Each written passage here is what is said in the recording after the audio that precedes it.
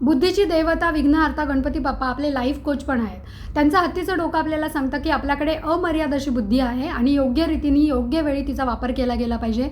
मोठे कान आपल्याला नेहमी सतर्क राहायला सांगतात. बारीक डोळे आपल्याला सांगतात की डोळे नाही तर आपली दृष्टी विशाल असली पाहिजे. त्यांची शांत आणि स्थिर मुद्रा आपल्याला सांगते की धीर, संयम, शांतता, स्थिरता यामुळे आपण कुठल्याही संकटावरती मात करू शकतो.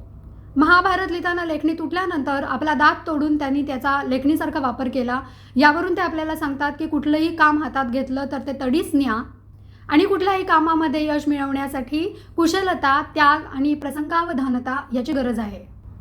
नकारात्मकतेवरती विजय, आईवडिलांचा सन्मान आणि आदर, क्षमाशील वृत्ती यामुळे आपण आपल्या आयुष्यामध्ये यश आणि समृद्धी मिळवू शकतो. हे आपण आपल्या बाप्पांच्या आयुष्यावरून शिकतो. बाप्पांचे हे गुण आपण आपल्या अंगामध्ये आणले तर मला असं वाटतं की खऱ्या अर्थाने ती बाप्पांची पूजा होईल.